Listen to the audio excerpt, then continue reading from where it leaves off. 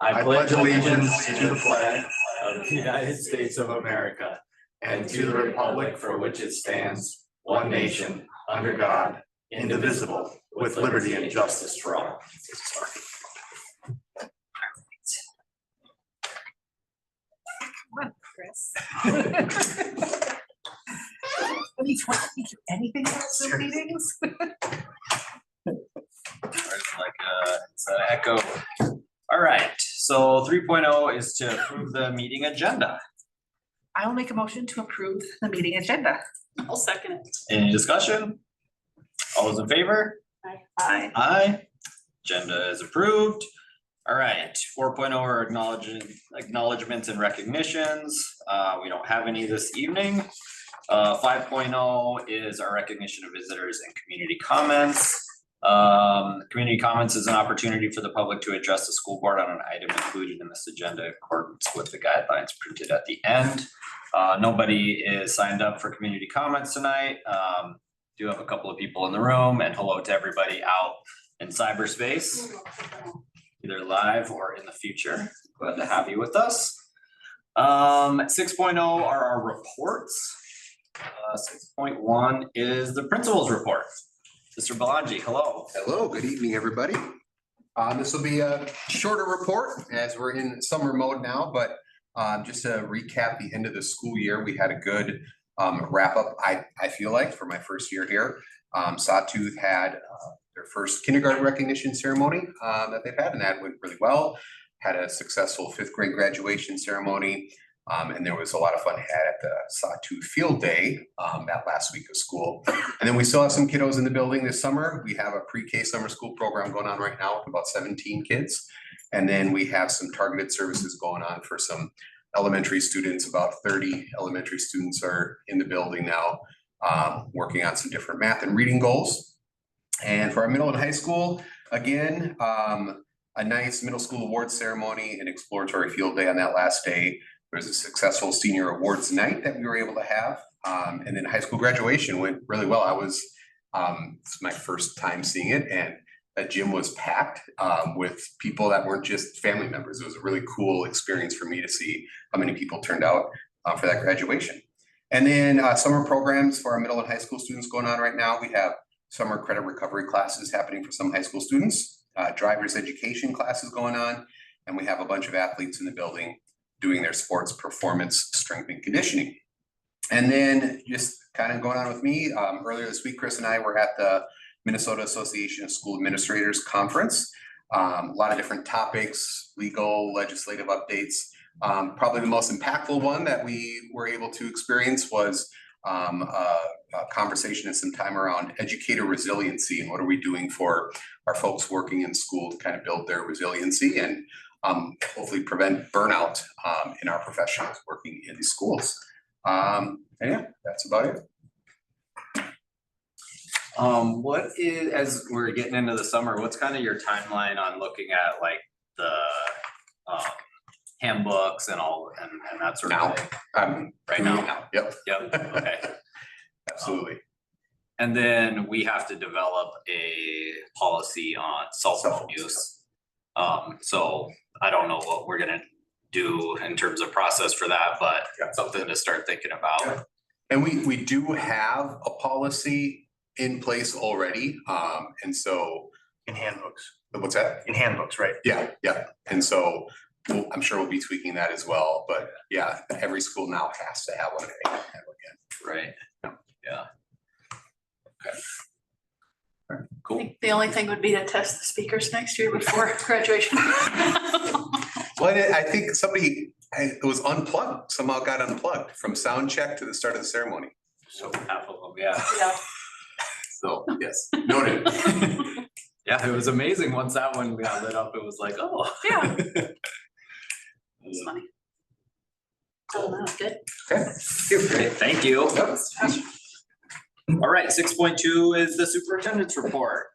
Thank you, Mr. Chair. In your packet, you can see a rundown of meetings and things from the past month. But I do want to call out a couple of things that I did write about. We just got an agreement in writing for an OT provider, which is new to us, to the district. we've been using an online or virtual service for the past 3 years because our PT, OT staffing is short. And this will be our first test run with a traveling OT, kind of like traveling nurses. They have traveling OTs and SLPs and PTs. So we've got an agreement with AMN Healthcare. We interviewed this candidate, Jean Vernig. She's currently assigned to Alaska. She's got family here in Minnesota. She wants to return. So she opted in for that, and we'll see. Hopefully it's a great experience and it works out well for our students. When we had a full-time PT here, you might remember, I think her name was April, something like that. April 9th. What's that? April 9th. April 9th, yeah. When I started, we crossed paths. But we contracted out April to serve students in like GES and Birch Grove and other places as they needed. And I'm sure we'll do the same here with Jean Vernig. So I look forward to that. The biggest news of the last couple of weeks is the relaunch of vikingsvision.org, the website that lays out all of the details about the bond referendum. So I strongly encourage board members to be pushing that on your spheres of influence. Make sure people know that all of their questions and things can be answered at that website, and if not, to contact me directly for that. I'm happy with the work that RAP Strategies and ICS have done to put that together in such a professional format. Teresa and I got some not so good news about health insurance rates, and Teresa has now emailed that out to all staff. I think that was just over the weekend. Rates will be increasing by about 17%. I said 19 earlier today. It's 17%. Due to our claims outpacing the revenue, of course, brought in by premiums. And it's not even, the increase is not evenly spread amongst our 4 different plans. We have 4 healthcare plans that employees can pick from. And that's due to the algorithms that, the vendors put together. So I'm sure we'll hear about that, with staff and at negotiations tables, and then the negotiations table on the next round. Not unlike everywhere else, costs are going up. 2 more items. I was a bit surprised, but I guess pleased that I had a great conversation with Anna DeShaw up in Grand Portage, informing us that due to some funding that came to the band recently, they chose to reassign or move Margaret Newton, who's been the director at Head Start, to an elementary Ojibwe language and culture position, working for Grand Portage. But looking to serve students here at Sawtooth and also over at GES. So the details of how that will work are all up in the air. We have to sit down and try to figure that out. Just like Michael Zimmerman is employed by the band and teaches our secondary students, somehow we will be able to use Margaret to embed some instruction in Ojibwe at Sawtooth. So I think Josh and I have a meeting next Monday or Tuesday, I think, with her to start talking about what does that look like? What's the schedule? What grades, etc. And then last but not least, I was telling Dan a little earlier, I will be out of the office July 2nd, that whole week of the 4th, and then the week after. So the week of the 4th, I'll be traveling to St. Louis with my kid for the National Stuttering Association Conference. And then the second week of July, my wife and I are taking a week vacation. I think we're going to try to go to Sault Ste. Marie and drive around the south edge of the big lake. Good for you. Just not be at work for a week. So that's coming up. Nice. We'll do our best not to bother. Great. And then come home right to a board meeting on Thursday. Yeah. With the OT, Mhm. you mentioned it was like a traveling program. Is that like a temporary assignment that they'll be here, or what does that look like in terms of like The commitment for right now is for the school year. okay. And then we'll revisit that, I assume, at the end of the year and see if that continues or if they move on to a different assignment. Okay. Like I said, first time doing it, I know like traveling nurses have certain timelines that they operate on. We'll figure this one out, but it is for the year. Okay. Is the agreement. Cool. Any other questions or comments? Enjoy your time off. Yeah, thank you. For sure. All right, 7.0 is our consent agenda. Is there anything that needs to be pulled off for further discussion? If not, we just need a motion. I'll make a motion to approve the consent agenda. I'll second that motion. Okay, no further discussion. All those in favor? Aye. Aye, those opposed, motion carries. 8.0 are discussion and action items. 8.1 is to accept the May 2024 expenditure revenue report found here in our packet. Ms. Oberg, hello. Hi, Dan. I forgot to bring a printed copy, so I've got it very small anyway. I wonder if there was any questions or if I see anything that I want to draw your attention to. We are tracking quite well as far as our general fund revenue to expenses. We're going to be getting into the season where this report will look a little wonky as we move into year end and audit season. Fiscal year end, shall I say. My eyes were drawn to last year compared to this year and noticed that we were in expenses $1 million difference, but I think that's mostly due to the large LTFM project and increased salary wages that I was like, what? Wait, what? But those were the two items that are drawn out there.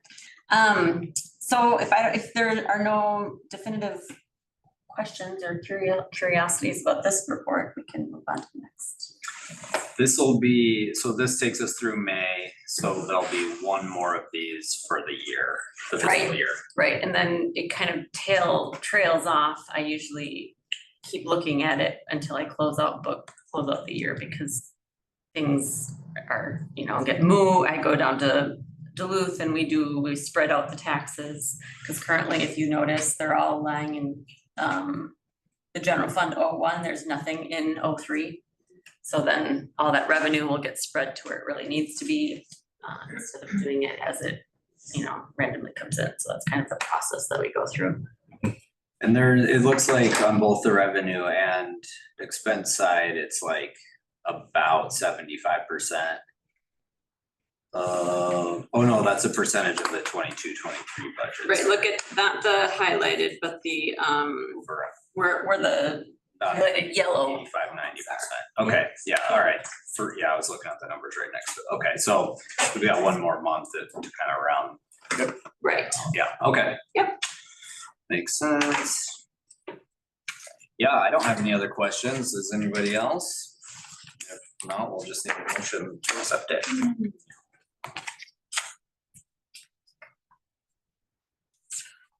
I'll make a motion to accept the expenditure revenue report as. Okay, any further discussion? All those in favor? Aye, those opposed, motion carries. All right, 8.2 is to approve the fiscal 25 budget. We've got the budget and the slides here in the packet, and if Ms. Oberg and Mr. Lindholm want to lead this off. Yeah, the budget narrative is the document that we worked through during the West work session. I did not make any drastic changes. There might have been a grammatical typing error that I fixed. But then the slides are just kind of pulling out some of the items that are to note. So if we start the budget highlights. Oh, no, we can go straight into, so the first few slides kind of just give budget highlights, our strategic roadmap that we're using to guide us as we make a balanced budget. And then if we push through to the general fund, we have our budget that's presented is showing, it appears to be a deficit spending of 267,000, but like we had talked about during the work session was that would be due to the purchases of buses, so it's assigned funds that would cover those costs, the deficit. So we have a pot of assigned funds specifically for buses, technology, and curriculum. So this would be presenting a general fund budget that's balanced, so. Moving on, food service. Food service equally, this year it'll be interesting how it all finally shakes out, and now we are having a summer food service program, which is great. Laura and actually her son Beck are running the program. I think it's kind of a little bit, the first day seemed a little bit slow, but I think it was good to just kind of get it rolling. Now we've got kids in school and the preschool, and so I don't know how many kids came from outside, but I'll check back with her as we move forward. But aside from that little anecdote there, our food service budget, we have a fund balance of food service. It was prior years, there were a 3-month limitation of fund balance that you could hold in reserve. Currently it's at 6 months, but it is scheduled to go back to 3 months. We're not in any spending where we have to make a plan to spend down money. We are quite fine with our fund balance for food service. And I believe that we will probably end the year fairly even keel. Moving on to community service, our community ed budget. This one is a little bit more of a guessing game because there's a lot of grants that get poured into community ed, depending on preschool and just what funds are out there that can support youth sports or whatnot. So as we start working with Jens and Lacey, we'll see what things surface that we can maybe offset some of the deficit that is planned for the community service budget. And just the fee scale for preschool is kind of one of those other areas that it fluctuates and helps. And so we're figuring out different ways to bring in revenue for preschool. It's an important community asset.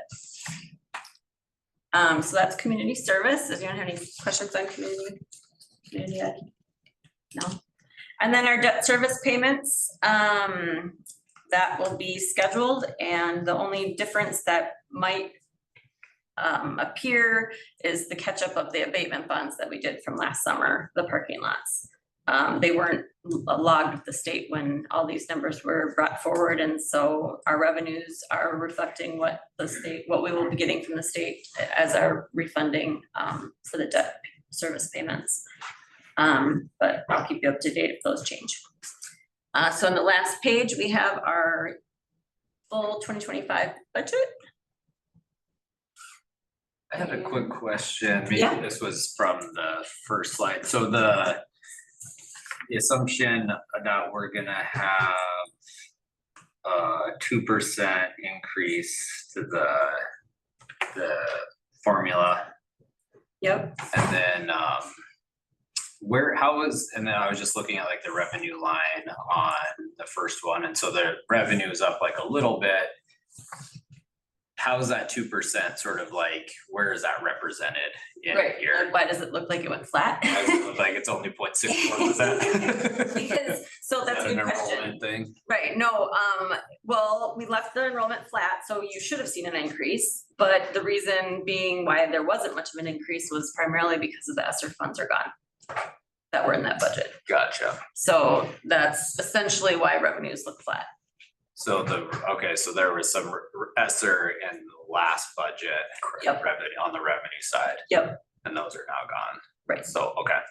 So that's the easiest explanation for that. Sure. In districts across the state, they would actually see that go down. If say in FY 24, they were expending a lot of ESSER funds. Mhm. We front spent most of our ESSER funding, so the amount of spending we were drawing on the revenue side and spending on the expenditure side was not that big this year. But if a district was say, spending a lot of ESSER funding this year, that would look like a negative. It was a challenge, Sure. from colleagues talking about how to put the ESSER funds in the budget. Do you put it in, or do you do it as an offsetting where it's not in, but then you have all this elevated revenue because Right. it's, It's weird. so it was a little bit weird. So it's inflated our expenditures for a while too. Sure. Okay, thank you. That's a great question. It was a great question. Perceptive right there, yeah. Wait, you said we're increasing? So. So then this is the summary. So the summary, yeah, that's what we reviewed last, what was it, a couple weeks ago? For a balanced budget. Around 10 million for all funds. And with a slight deficit budget, and that's primarily due to those buses.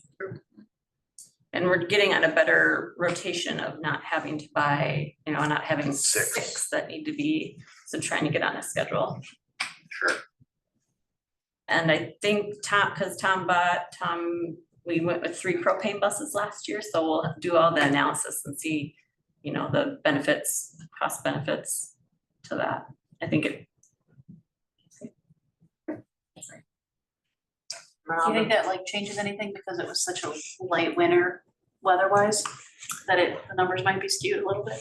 I don't know, I think it's mostly just mileage, but I don't know, that's a good question. You like heat in the bus, you're saying? His early math told him that we were coming out ahead on it. Right, we were That just was the doing some first- napkin, yeah. Do they, I suppose they have some way of keeping track of like how much like propane's being used for heating the building versus fueling up the. Yeah, we have it completely separate, so well, once I do all the mileage and all of those expenses, then we can, marry it up and see. And you'll see in item 8.6 in your agenda is actually the propane bid for 2 years. And that's basically broken out in 2 costs. One is the semi full of propane and one is, what do they call it? The little smaller truck. I forgot. Bobtail? The bobtail truck. I never really know when he's Bobtail talking is one. about the whatever, and I'm like, The bobtail is the one that comes to your house. got it, okay. Which makes sense, I guess. So a 2-year lock-in on propane, I mean, that's a good thing, usually. It's always kind of a gamble. I make a motion to approve the fiscal year 25 budget as presented. Second. Further discussion? All those in favor? Aye. Those opposed? Motion carries. We'll get these documents put out to the website so that they're in the support documents, but we'll put them on the website for transparency. Cool. Thank you. Next item is yours too, Teresa. It's good to have that one done. Yeah, the next one is the LTFM maintenance plan. This is our annual task of looking at those giant spreadsheets. Essentially, there's an expense projection of 10 years and a revenue projection of 10 years. There is a summary page that you can look at. It kind of shows a year-end fund for the last couple of years, what's gonna, what we're gonna end this fiscal year. What we're planning for next year is really only $85,000 worth of projects, painting and doing health and safety type expenses. Primarily because of the potential referendum projects that we wouldn't need to use this money. So we'll be able to bank up some more money because in this pot, because we won't necessarily need to use much of it in the future, That's good. next year. So that's good. I think it's tracking at about 180 something. I don't have that sheet in front of me. 182. Okay. So I just need this to be approved as well so that we can submit it to the state. And this is, sorry, and just for the recording, this is Yes. 8.3 to approve the LTFM plan. So I make a motion to approve the long-term facilities maintenance plan summary. Second that one. Further discussion? All those in favor? Aye. Those opposed? Motion carries. Just a note of thanks to Teresa and to Tom, who do this annually to make sure we get it submitted. Get it done right. Thank you for that. Okay, 8.4 is to approve the service agreement contract with Greater Minnesota Family Services. Yeah, let me do a little explanation, Mr. Chair. In your agenda, you see 2 bullet points, 2 separate links. The one says May 1st of this year through June of next year, so that's a year and a month. That is a contract for a second FTE that would be added to join Lisa. So the second bullet point is the contract for Lisa Sater services for all of next school year. The first bullet point was for an additional FTE. They have a position posted. They've not been able to fill it, so they're not charging us until they fill it, of course. We're not going to pay for a service we're not getting. And just for a point of information, a year ago, the North Shore Healthcare Foundation, did I get that right? Agreed to pay like $5,000 a year to us to help cut that cost to the district in half.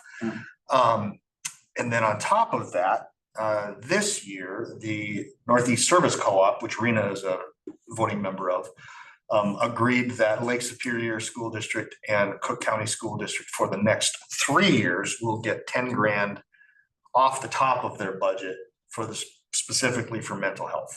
So essentially, this is paid for the next 3 years with some of those funding streams. So Are we getting anything this year from Healthcare Foundation? we got $5,000 this year from them. They carried it this year, to the And next year though? yep, and then it's also If that's 3 years too. for It was, okay, 23, 24, 24, 25, and 25, 26. okay, so we got 2 more. Yeah, so thank you to the Healthcare Foundation for that. I mean, that was a wonderful partnership and donation. And then to the Northeast Service Co-op Board, that was more of a strategic decision they made. They would rather push their resources to help with mental health than these little mini grants that they have been approving. And they'll still have some for the grants, but the board decided they wanted to value that, and Lord knows we can use it if they can find someone to come up here and serve our students. Thus far, that relationship has been outstanding. I think our teachers would say that it's an incredible resource and very valuable. So this would be, it's not to exceed 10,000, 10,300 or whatever per FTE, right? So if we do get a second person, it would be 20,600. Correct. That not to exceed. Correct. And then we've got the 5,000 plus the 10,000, so we have 15,000. Yep. So covers almost, 3/4 of it if we were to max out. Yep. The service. Does it seem like we're maxing that out? Is that if Oh, yeah. they're working full time, it's basically maxing it out? There's a and waiting they're- list. Yeah, there's a waiting list, and it's fully loaded, and thus the need for a second position. And and for context, when I was in Pequot, we had 1,800 kids. We were paying about $40,000 a year as a district for a team of mental health providers. So it's not uncommon to pay a certain amount as a district, because there's lots of ancillary services that they can't third-party bill for. Like when they're meeting with Josh and they're meeting with IEP teams and stuff, they can't bill for that. But it's incredibly valuable, because unlike an outside provider that just comes here and does their thing, this allows them to be part of the conversation with the team of the educators that are working with the kids. So our slice of the pie is for what they call those ancillary services that are not billable. Otherwise, their revenue comes from insurance, MA billing, and things like that.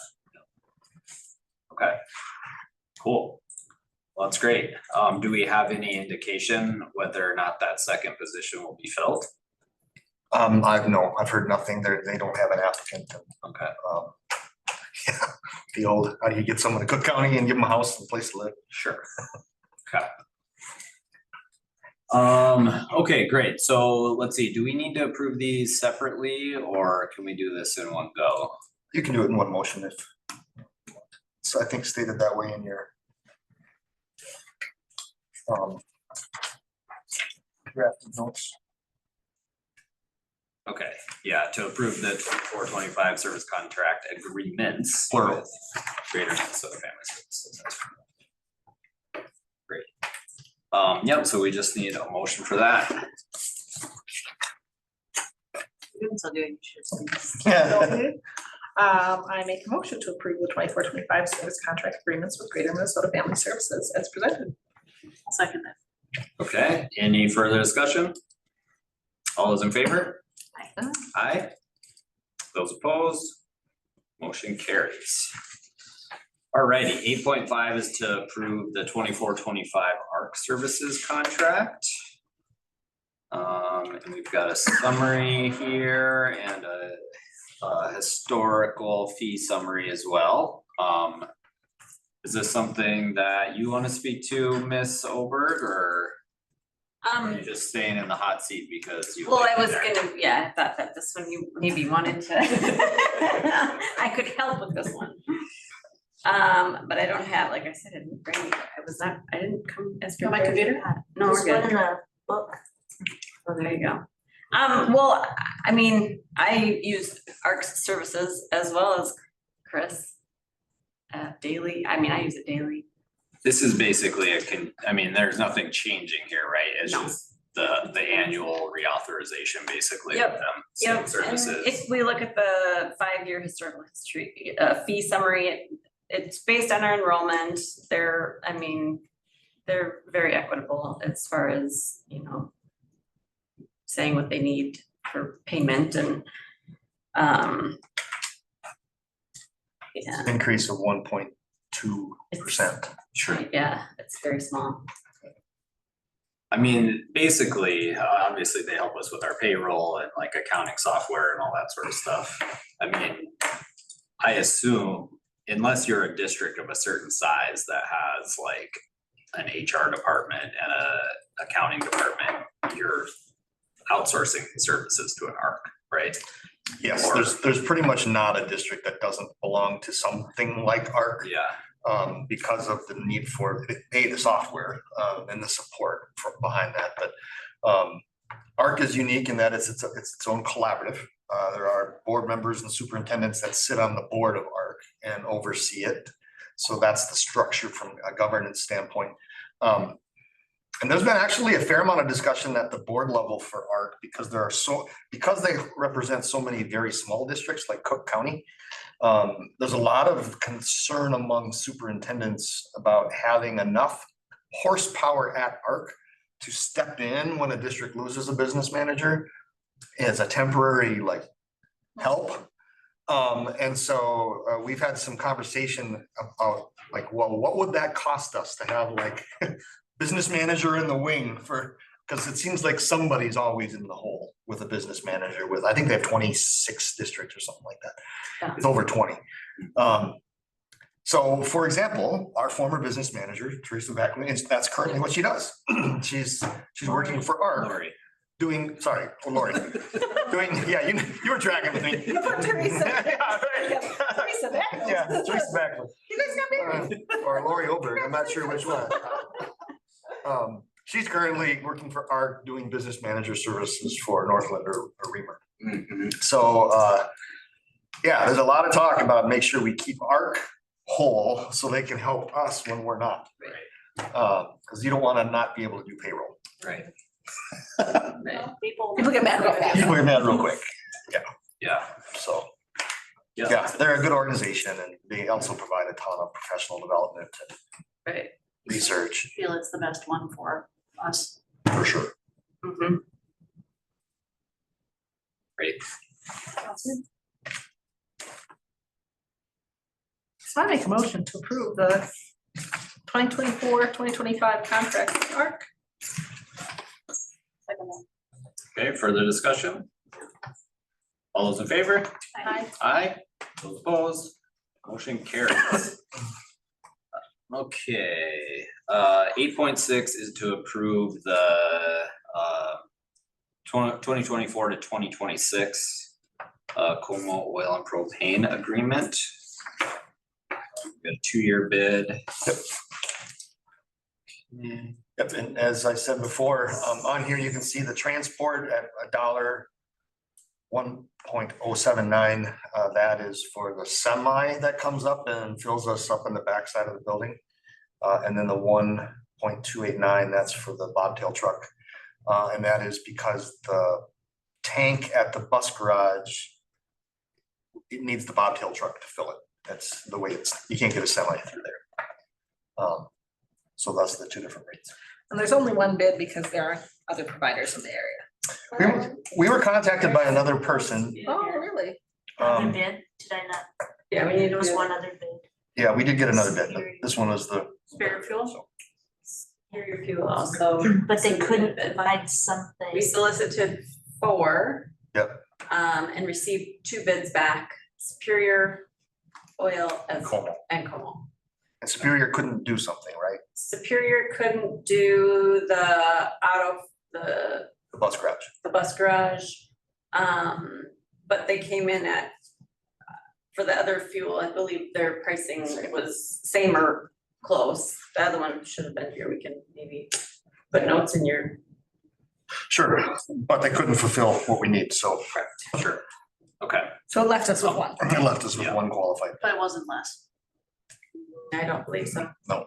But yeah, then they couldn't do the other item either. The bus garage. We could have 2 contracts. We have, maybe, let me check and see if I have it in my email. I know that, Well, it should be in the documents. Is it still in the, It's not in the agendas. right, but yeah, I know in the past that both of those, both Como and Superior have submitted bids. I can't remember if we flip-flop, but the most recent contract we had was with Como, Como. is that right? yes. Is That's there, been true the whole time I've been here. Como. if there's we've got this potential work happening at the bus garage, coming down the pike, maybe, is the ability to reconfigure that space so that we can sort of Get a big truck. get in a there. big truck in there and maximize our, We haven't Cost talked about that, savings. but that's actually a good thought for the bond, the construction conversation, Would make sense, just in Yeah. the future. right? yeah, as we were doing that and whatever. Save money. Need a little more. Right. We can really get them, give us the best price.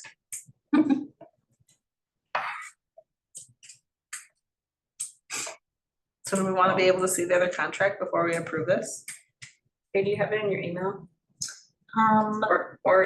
Did it get put in the, No, it's not in all the documents. I could run back to my office. It wouldn't really affect anything if we delayed it to the July meeting, just for the sake of It's true. doing our due diligence of looking at the options. Well, it says offer may be withdrawn if not received by due date of 7/1.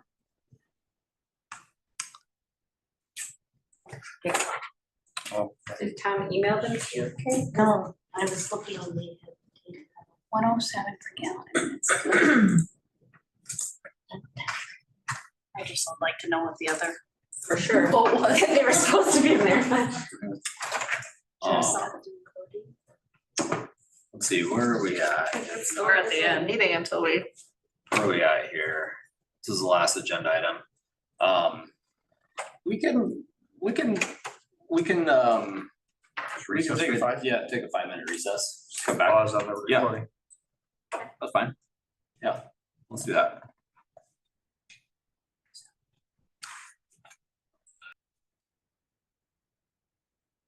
Okay, we are back from recess. So we're resuming agenda item 8.6, which is to approve the propane bid. So, What you see in your packet is 1.079 for Como for the transport fill. And what you see from Superior is 1.081, which is slightly more expensive than Como. And then the third bullet there, the inability to fill at the bus garage. And then that 1.289 number is actually the same as Como. Okay. So slightly cheaper with Como, and they can complete All of it, all of it. okay. Well, that makes it easy. and that's, oh, go ahead, Carrie. I was gonna just go ahead and say I make a motion to approve the 24 through 26 Como Oil and Propane Agreement. I'll second that. Okay, further discussion? The one other question I was gonna ask was just in terms of the quantity for Como, it's 117,500. And I think on this other one, it's 120,000 gallons.